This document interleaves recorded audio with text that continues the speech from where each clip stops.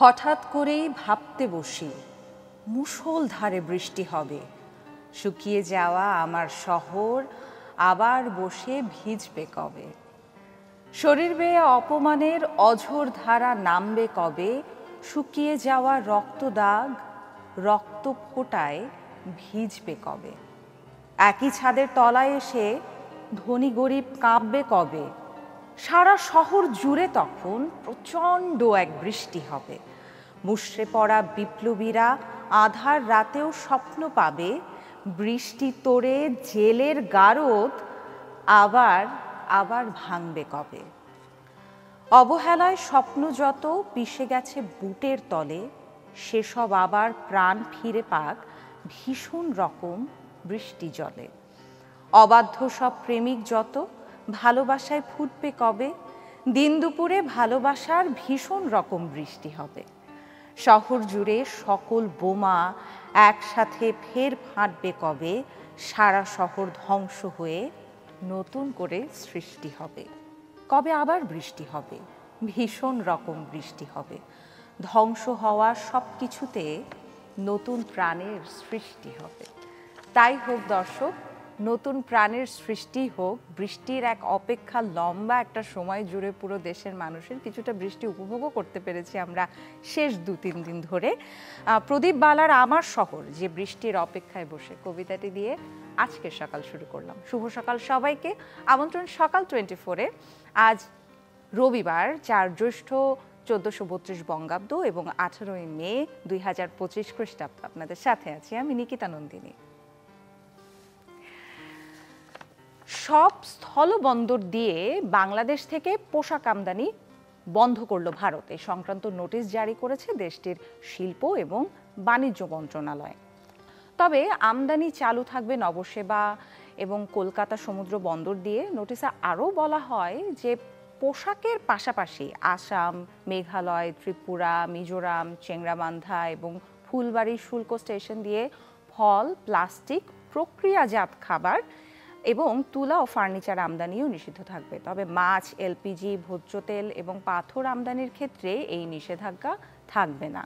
ভারত হয়ে নেপাল বা ভুটানে রপ্তানির ক্ষেত্রেও বাংলাদেশের জন্য ওই নিষেধাজ্ঞা কার্যকর হবে না।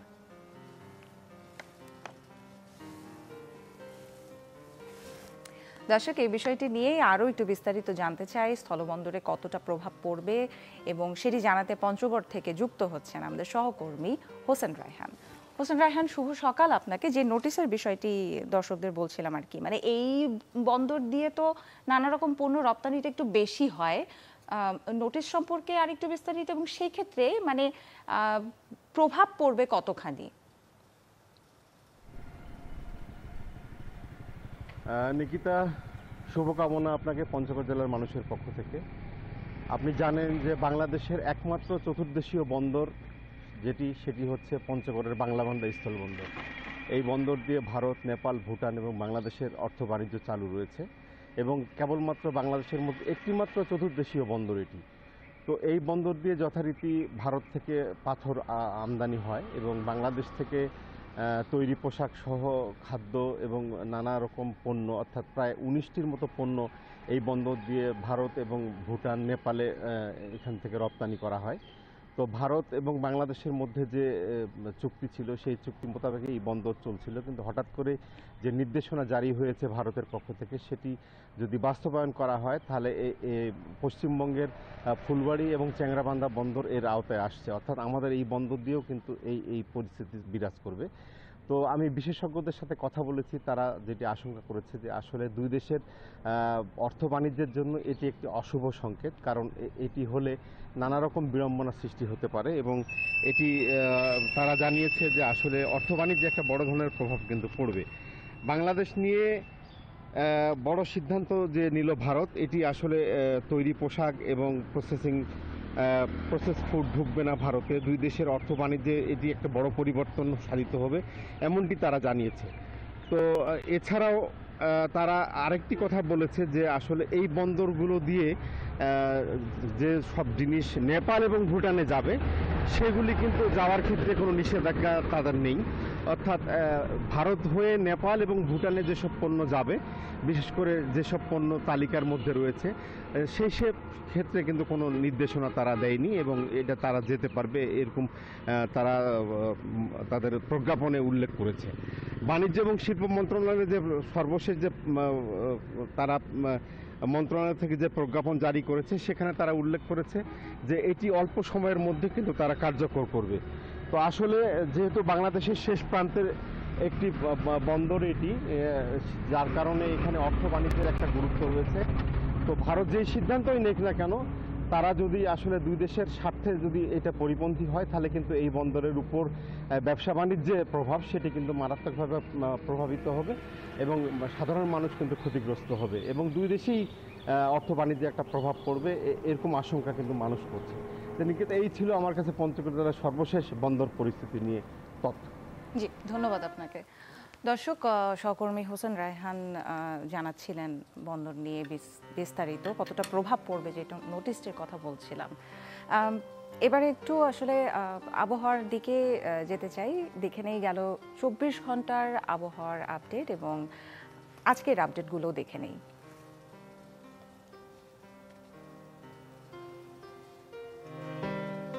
ঢাকায় গেল 24 ঘন্টায় সর্বোচ্চ তাপমাত্রা রেকর্ড করা হয়েছে 34.6 ডিগ্রি সেলসিয়াস। সর্বনিম্ন তাপমাত্রা রেকর্ড করা হয়েছে 24.5 ডিগ্রি সেলসিয়াস। রাজশাহীতে সর্বোচ্চ তাপমাত্রা ছিল 33.2 ডিগ্রি সেলসিয়াস।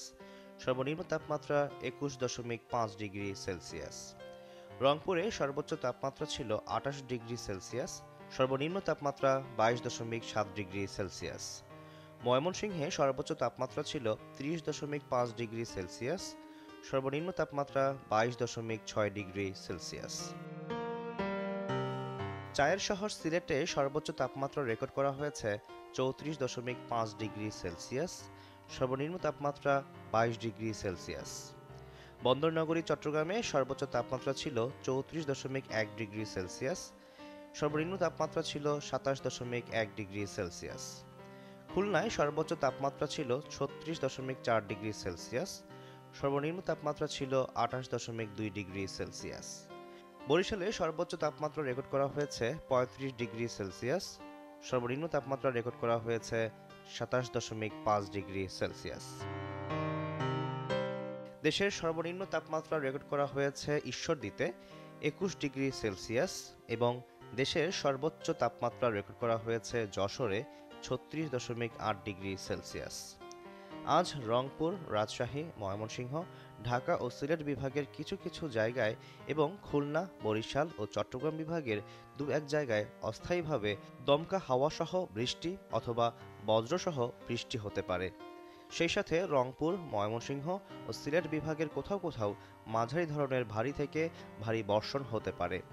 আজ সারা দেশে দিনের তাপমাত্রা সামান্য হ্রাস পেতে পারে ও রাতের তাপমাত্রা প্রায় অপরিবর্তিত থাকতে পারে। আবহাওয়ার আপডেট জানছিলাম। দর্শক, আমরা একটু মেহেরপুর থেকেও ঘুরে আসতে চাই। মেহেরপুরে কিন্তু কাল বৈশাখী ঝড় হয়েছে এবং ঝড়ে ব্যাপক ক্ষতি হয়েছে। বিদ্যুৎ বিচ্ছিন্ন রয়েছে অনেক এলাকাতেই এবং এই বিষয়টা নিয়ে আরেকটু বিস্তারিত জানতে চাই। আমাদের সহকর্মী রাশেদুজ্জামান যোগ দিয়েছেন মেহেরপুর থেকে। রাশেদুজ্জামান, শুভ সকাল আপনাকে। আসলে মেহেরপুরে কালবৈশাখী ঝড়ের কথা বলছিলাম, জানাচ্ছিলাম দর্শকদের। ক্ষতির পরিমাণ কতখানি হয়েছে সেটি জানতে চাই। সাধারণ মানুষের সাথে কতটা কথা হলো এবং বিদ্যুৎ বিচ্ছিন্নের যে বিষয়টি সেটিরও সবশেষ আপডেট কি, এবং একই সাথে এখন তো আসলে ফলের সময় অতিরিক্ত ঝড় হলে যেটি হয় যে একটু খারাপ প্রভাব পড়ে, সেটিও জানতে চাই। শুভ সকাল নিকিতা। আপনি যেমনটি বলছিলেন যে গতকালকে ঠিক মাগরিবের নামাজের আগ দিয়ে কালবৈশাখী যে ঝড়, সেই ঝড়ে তাণ্ডব শুরু হয় এবং তার পরপরে বৃষ্টি শুরু হয়। যদিও ঝড়টি আধা ঘন্টা স্থায়িত্ব হয়, তারপর কিন্তু বৃষ্টি চলে প্রায় রাত 9টা থেকে 10টা পর্যন্ত অবিরাম বৃষ্টি চলে। তো আমরা সকালে যে রাত থেকে যেটি খবর পেয়েছি যে বিশেষ করে এখন মাঠ ফসলের একটা ব্যাপক ক্ষতি হয়েছে। আমরা যে মাঠটিতে দাঁড়িয়ে আছি সেখানে বিশেষ কৃষকরা বলছেন যে কলার যে আবাদ, সেই কলাটা কিন্তু আর কয়েকদিন কয়েকদিন পরেই কৃষকরা ঘরে তুলতেন।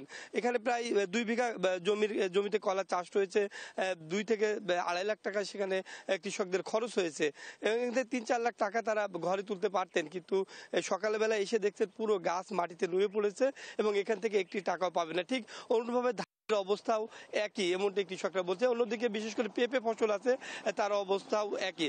আমরা শহর ঘুরে দেখেছি, শহরে বড় বড় জায়গায় বড় বড় গাছ ভেঙে পড়ে রয়েছে এবং শহরের বিভিন্ন স্থানে সেই গাছগুলো এখন অপসারণের কাজ চলছে। রাত থেকে বিদ্যুৎ বিচ্ছিন্ন রয়েছে, পুরো জেলায় বিদ্যুৎ বিচ্ছিন্ন। শহরের কয়েকটি জায়গায় বিদ্যুৎ আসলেও বেশিরভাগ জায়গায় কিন্তু বিদ্যুৎ বিচ্ছিন্ন। পল্লী বিদ্যুতের আওতায় যে বিদ্যুৎ সঞ্চালন সেটিও কিন্তু বন্ধ রয়েছে। অন্যদিকে এই 15 তারিখ থেকে যে আম এবং লিচু সংগ্রহের যে কাজটি সেটি কিন্তু শুরু করেছেন চাষিরা। সেটি বোম্বাই এবং গুটি আম দিয়ে শুরু করেছিলেন।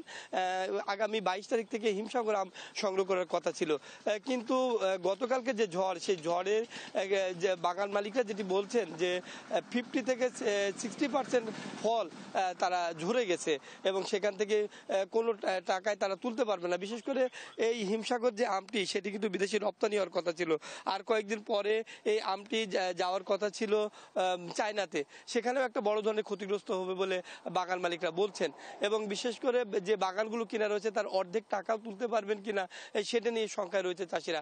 অন্যদিকে যদি বসতবাড়ির কথা বলি, অনেক বসতবাড়িতে টিন উড়ে গেছে, তারপর হচ্ছে দোকানপাট অনেক কিছু ক্ষতিগ্রস্ত হয়েছে, ব্যাপক একটা ক্ষতিগ্রস্ত হয়েছে বলে সাধারণ মানুষ আমাদেরকে জানিয়েছেন।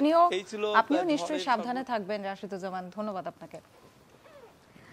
দর্শক, মেহেরপুর থেকে কাল বৈশাখী ঝড়ের কি প্রভাব পড়লো সেটি জানাচ্ছিলেন আমাদের সহকর্মী। এবার একটু পত্রিকার খবরগুলো দেখে নেব। আমার হাতে আজকের দেশের প্রধান সংবাদ পত্রিকাগুলো রয়েছে। শুরুতেই রয়েছে আমার হাতে সমকালের প্রথম পাতার প্রধান খবরগুলো একটু দেখে নিতে চাই। প্রথম পাতাতেই যে শিরোনামটি দেখতে পাচ্ছি আমি, অবরুদ্ধ নগর ভবন, উপদেষ্টা সচিবকে অবাঞ্ছিত ঘোষণা। অর্থাৎ দক্ষিণ সিটি কর্পোরেশনের যেই নগর ভবন 3 দিন ধরে অবরুদ্ধ, অর্থাৎ বিএনপি নেতা ইশরাক হোসেনকে মেয়র পদে বসানোর দাবিতে কিন্তু গতকাল শনিবারও হাজার মানুষ নগর ভবন ঘেরাও করেছে, সেই খবরটি রয়েছে। একই সাথে রাজুকের এক পরিদর্শকের 36 ফ্ল্যাট, এই শিরোনামে আরও একটি খবর দেখতে পাচ্ছি। এখানে আমরা ছবিতেও দুটো অ্যাপার্টমেন্ট দেখতে পাচ্ছি। এতে বলা হয়েছে বাড্ডা পুনর্বাসন প্রকল্পের 10 নম্বর রোডের 6 তলা বাড়িতে এবং 11টি ফ্ল্যাট, এবং পাশের যে ভবনটি দেখা যাচ্ছে সেখানেও তার 11টি ফ্ল্যাট রয়েছে। আইটো নিচে গেলে বিএনপির ভারপ্রাপ্ত চেয়ারম্যান তারেক রহমানের একটি খবর রয়েছে এখানে। এর শিরোনাম, অন্তর্বর্তী সরকারের ভেতরে বাইরে অস্থিরতা দৃশ্যমান। জুলাই হতাহতের তালিকার চেয়ে করিডোর ও বন্দর বিদেশিদের হাতে দেওয়াকে প্রাধান্য দিচ্ছে সরকার। এছাড়াও আরও একটি খবর, আসিয়ার মা আয়েশা আক্তারের ছবিটি আমরা দেখতে পাচ্ছি। শিরোনাম, 3 আসামি কেন খালাস পেল, জিজ্ঞাসা মায়ের। অর্থাৎ এই ছিল মোটামুটি সমকালের প্রথম পাতার প্রধান খবরগুলো, একটু চোখ বুলিয়ে নিলাম। এরপরে আমার হাতে প্রথম আলো রয়েছে। প্রথম আলোর প্রথম পাতার খবর, শিরোনাম, বরাদ্দ কমছে শিক্ষা স্বাস্থ্যেও। অর্থাৎ কোন খাতে কত কমানোর প্রস্তাব। গতকালও কিন্তু 25-26 অর্থ বছরের বাজেটের খবরটি আমরা পড়েছি, সেটি নিয়ে এখানে আরও একটু বিস্তারিত। অর্থাৎ বাজেটে উন্নয়ন বরাদ্দ বলা হচ্ছে 2,30,000 কোটি টাকা। মাগুরায় শিশু ধর্ষণ হত্যা, এই খবরটি রয়েছে এখানে। স্থলপথে বাংলাদেশি কিছু পণ্য আমদানিতে ভারতের বিধিনিষেধ, এই বিষয়টি কিন্তু প্রথম আলোর প্রথম পাতায় রয়েছে। জাতীয় জাদুঘরের আরও একটি খবর রয়েছে, শিরোনাম, আকর্ষণ হারাচ্ছে জাতীয় জাদুঘর, কমছে দর্শক, আজ জাদুঘর দিবস। এই বিষয়ে একটি বিস্তারিত খবর দেখতে পাচ্ছি এখানে। এই ছিল মোটামুটি প্রথম আলোর প্রথম পাতার যে প্রধান খবরগুলো সেগুলো একটু দেখে নিলাম। এরপরে আমার হাতে রয়েছে কালের কণ্ঠের প্রথম পাতায় একটু ঘুরে আসি আমরা। প্রধান উপদেষ্টার একটি খবর রয়েছে এখানে, শিরোনাম, ক্ষুদ্র ঋণী ব্যাংকিংয়ের ভবিষ্যৎ। এছাড়াও আরও একটি খবর দেখতে পাচ্ছি, নামে বেনামে টাকা লোপাট, শিরোনাম রাক্ষসে ব্যাংক পরিচালকরা অধরা। একটি অভিমতও কিন্তু রয়েছে, এর শিরোনাম দেওয়া হয়েছে শাস্তি না হওয়ায় বেপরোয়া লুণ্ঠন। আসিয়া ধর্ষণের বিষয়টিও এখানে এসেছে। আমরা যদি আরেকটু নিচে যাই, বিএনপির ভারপ্রাপ্ত চেয়ারম্যান তারেক রহমানের খবরটিও এখানে রয়েছে। একই সাথে ঢাকা সেনানিবাসের চারপাশে মিছিল সভা সমাবেশ নিষিদ্ধ। রাজস্ব খাতের আরও একটি খবর দেখতে পাচ্ছি কালের কণ্ঠতে, শিরোনাম রাজস্ব খাতে অচলাবস্থা কাটছে না, এনবিআরে কর্মবিরতি। দর্শক, কালের কণ্ঠর প্রথম পাতার খবরগুলো একটু দেখে নিলাম, প্রধান প্রধান খবরগুলো। এরপর আমার হাতে দৈনিক ইত্তেফাক রয়েছে। ইত্তেফাকের প্রথম পাতাতেও তারেক রহমানের খবরটি কিন্তু এসছে। একই সাথে প্রধান উপদেষ্টা প্রফেসর মোহাম্মদ ইউনূস যে খবরটি আমরা কালের কণ্ঠতেও পড়ছিলাম, সেটিও এখানে স্থান পেয়েছে। শিরোনাম দেওয়া হয়েছে, এনজিও ভাবনা থেকে বেরিয়ে ক্ষুদ্র ঋণকে ব্যাংকিংয়ের ধারণা গ্রহণ করতে হবে। একই সাথে ইশরাককে শপথ পড়িয়ে মেয়রের দায়িত্ব দেওয়ার যে দাবিটি, এটিও স্থান পেয়েছে ইত্তেফাকের প্রথম পাতায়। এই ছিল মোটামুটি ইত্তেফাকের খবরগুলো। এরপরে আমার হাতে যুগান্তর রয়েছে। যুগান্তরের প্রথম পাতার যে শিরোনামটি, যমুনামুখী লং মার্চের হুঁশিয়ারি, অর্থাৎ ডিসেম্বরের মধ্যে নির্বাচন দাবি বিএনপির। একই সাথে স্বরাষ্ট্র উপদেষ্টা বলেছেন, অবৈধ ভারতীয়দের নিয়ম মেনে ফেরত পাঠানো হবে।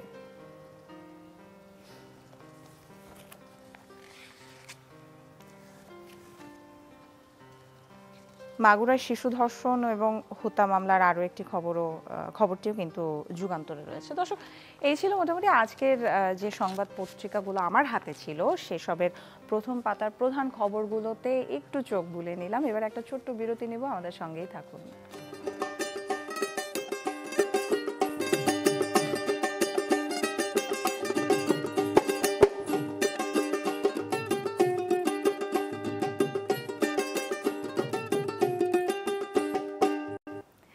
স্বাগত আরও একবার সকাল 24-এ। দর্শক, এবারেও একটু আমের খবর নিতে চাই। নওগাঁ থেকে আমাদের সহকর্মী হারুনুর রশিদ চৌধুরী যুক্ত হয়েছেন, সরাসরি চলে যাব তার কাছে। হারুন, আপনার কাছে যেটি জানতে চাইবো, প্রথমে শুভ সকাল আপনাকে। আসলে আমের খবর কি, পাড়া হচ্ছে কিনা, বাজারে যাচ্ছে কিনা, এসব তো জানতেই চাই। একই সাথে মানে মেহেরপুরেও কিন্তু কিছুক্ষণ আগে ঘুরে এসেছি আমরা, সেখানে কালবৈশাখী ঝড়ের কারণে নেতিবাচক প্রভাব কিছুটা পড়েছে। সেরকম কোনো সম্ভাবনার কথা জানেন কিনা? সব মিলিয়ে কি অবস্থা? জি, শুভ সকাল আপনাকে। আসলে আজকে যেহেতু জ্যৈষ্ঠের 4 তারিখ, আর কয়েকদিন আগে যেহেতু সরকারিভাবে কবে কোন আমটা পাড়া হবে বা সংগ্রহ হবে সেই তারিখ যেহেতু ঘোষণা করা হয়েছে, সেই অনুযায়ী 22 তারিখ থেকে নওগাঁর যে স্থানীয় আম কিংবা গুটি আম বলা হয় সেটি যেহেতু পাড়া হবে, সেই ক্ষেত্রে এখন পর্যন্ত নওগাঁর যে আম সেটি আসলে এখনও বাজারে পাওয়া যাচ্ছে না, অর্থাৎ 22 তারিখ থেকে পাওয়া যাবে। আমি যদি একটু দু একটি আম আসলে কবে পাওয়া যেতে পারে উল্লেখযোগ্য আমগুলোর মধ্যে বলে নেই, সেটি হচ্ছে যেমন আপনার গোপালভোগ যে আম সেটি পাওয়া যাবে 30 মে, এছাড়া ক্ষীরসাপাত এবং হিমসাগর সেটি পাওয়া যাবে 2 জুন, এবং নওগাঁর সবচাইতে জনপ্রিয় যে আম আম্রপালি আম, এটির জন্য আসলে বেশ খানিকক্ষণ অপেক্ষা করতে হবে। এটি পাওয়া যাবে আপনার 18 জুন তারিখে আর কি বাজারে আসবে বলেই প্রশাসনের পক্ষ থেকে জানানো হয়েছে। এবং আপনি যেই ঝড় বৃষ্টির কথা বললেন, সেটি আসলে গত 2 দিন থেকে রাতের বেলায় আসলে কিছুটা ঝড় বৃষ্টি হচ্ছে, সেই দিক থেকে আমরা খবর পেয়েছি। আজকে পোরশা এবং নিয়ামতপুরে 2 এলাকায় আসলে সেই কিছুটা সেটার যে প্রভাব সেটি পড়েছে, বাড়িঘর কিছু নষ্ট হয়েছে। তবে আম বাগানি যারা আছেন কিংবা আম চাষি যারা আছেন তারা বলছেন যেহেতু এই মুহূর্তে আমের বোটা আসলে একদমই পরিপক্ক হয়েছে, যার কারণেই একদমই গাছ ভেঙে না পড়লে আসলে আম ঝরে পড়ার সম্ভাবনা তেমনটা নেই। আর আপনি জানেন যে চাপাই কিংবা অন্যান্য এলাকার যে আম গাছগুলো তার চাইতে নওগাঁর যে আম গাছগুলো সেটি আসলে একদমই আকারে ছোট, এবং আপনি বসে থেকে আম পাড়তে পারবেন এমনটা, যার কারণে এগুলোতে বাতাস যে খুব বেশি ক্ষতি করতে পারবে এমনটা তারা আসলে মনে করেন না। পাশাপাশি আপনাকে বলি যে এবার প্রশাসনের পক্ষ থেকে বলা হয়েছে যে বাজার তারা আসলে খুব কঠোরভাবে মনিটরিং করবেন, যেহেতু প্রতি বছরই এই যারা বিশেষ করে আম ব্যবসায়ী তারা আসলে অপরিপক্ক আম বাজারে তোলে, এবং সেটি কারণে কারণে যারা ভোক্তা আছেন সাধারণ তারা আসলে ক্ষতিগ্রস্ত হন। ভোক্তার কথা চিন্তা করে যাতে করে এবার সেই বিষয়টি না করতে পারে, কোনো অসাধু ব্যবসায়ী যাতে সেই কৌশল অবলম্বন করতে না পারে, সেই দিক বিবেচনায় কিন্তু এবারে বাজার কঠোরভাবে মনিটরিং করা হবে।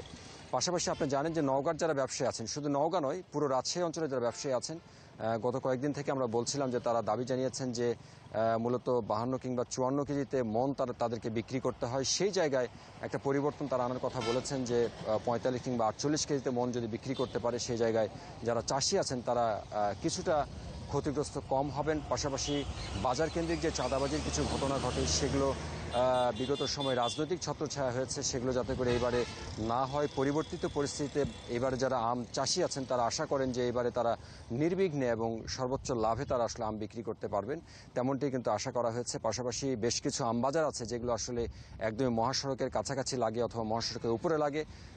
সাধারণ যারা যাতায়াতকারী আছেন তাদের কিন্তু চরম ভোগান্তি পোহাতে হয়, কিংবা যারা হারুনুর রশিদ চৌধুরী, অসংখ্য ধন্যবাদ আপনাকে।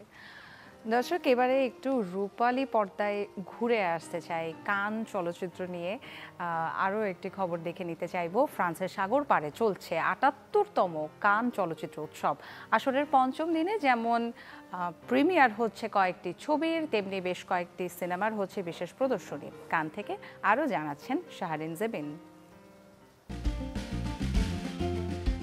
বিশ্ব সিনেমার অন্যতম মর্যাদাকর আসর বলে কথা, তাই তো ৭৮তম কান চলচ্চিত্র উৎসবে প্রতিটি দিনের শুরুটা হয় সিনেমার সাথে, যার ব্যতিক্রম হয়নি উৎসবের পঞ্চম দিনেও। ফ্রেঞ্চ সময় সকাল ৮:৩০-এর বেশ আগে থেকেই সিনেপ্রেমীরা জড়ো হয় আসরের সবচেয়ে বড় হল গ্র্যান্ড থিয়েটার লুমিয়ার, কারণ মূল প্রতিযোগিতা বিভাগে দেখানো হবে American movie Eddington. If you value your life, you should think twice. When we played in the ocean, we forgot ourselves. Sister, self, father, memory loss. আসাতে রিগার্ড বিভাগে দেখানো হবে ক্রিশ্চিয়ান স্টুয়ার্টের directorial demo movie the chronology of water. এই ছবিটির গল্প biographical romantic ঘরানার, যেখানে মূল চরিত্রে অভিনয় করেছেন ইমোগেন ফ্ল্যাশ। কানের প্রিমিয়ারে আজ আছে একটি সিনেমা, নির্মাতা সেবাস্তিয়ান লেয়ার দ্য ওলা। চিলিয়ান মিউজিক্যাল এই ছবির গল্পে দেখা যাবে জুলিয়া নামের এক গানের শিক্ষার্থীর হঠাৎ জনপ্রিয় হওয়ার ঘটনা, যে চরিত্রে অভিনয় করেছেন ডানিয়েলা লোপেজ। এবারের উৎসবের প্রতিযোগিতা বিভাগে আছে বাংলাদেশি শর্ট ফিল্ম আলী। চূড়ান্ত হয়েছে নির্মাতা আদনান আল রাজীবের ছবিটির প্রদর্শনীর সূচি। আগামী 23 মে কান চলচ্চিত্র উৎসবের ৭৮তম আসরে দুটি প্রদর্শনী হবে বাংলাদেশি স্বল্প দৈর্ঘ্য চলচ্চিত্র আলীর। এই ছবিটি এবারের আসরে লড়ছে মূল প্রতিযোগিতা বিভাগে স্বর্ণপামের জন্য। নির্মাতা আদনান আল রাজীবের এই ছবিটি বাংলাদেশি সিনেমা ইন্ডাস্ট্রির জন্য হাতছানি দিচ্ছে এক নতুন ইতিহাস গড়ার। শাহরিন জেবিন, চ্যানেল 24, কান ফিল্ম ফেস্টিভ্যাল, ফ্রান্স। দর্শক, আজ এই পর্যন্তই শেষ করতে হচ্ছে। বেশ কিছু বিষয়ে ঘুরে আসবার চেষ্টা করলাম, দেশের ভেতরে, দেশের বাইরে, কান চলচ্চিত্র, এবং একই সাথে আবহাওয়ার যে খবরটি আপনাদেরকে জানালাম, কালবৈশাখী ঝড় হয়েছে বাংলাদেশের বেশ একটি দুটি জায়গায়। তো সেটা থেকেই আসলে বলতে চাই যে যেহেতু বৃষ্টির একটা সম্ভাবনা রয়েই যায়, গতকাল রাতেও কিন্তু রাজধানীতে বৃষ্টি পড়েছে। আপনারা যখন বাড়ি থেকে বের হবেন সেটি মাথায় রেখেই যে সমস্ত সতর্কতা নিতে হবে সেসব নিয়েই বের হবেন। সবাই খুব ভালো থাকুন, সুস্থ থাকুন, বিদায়।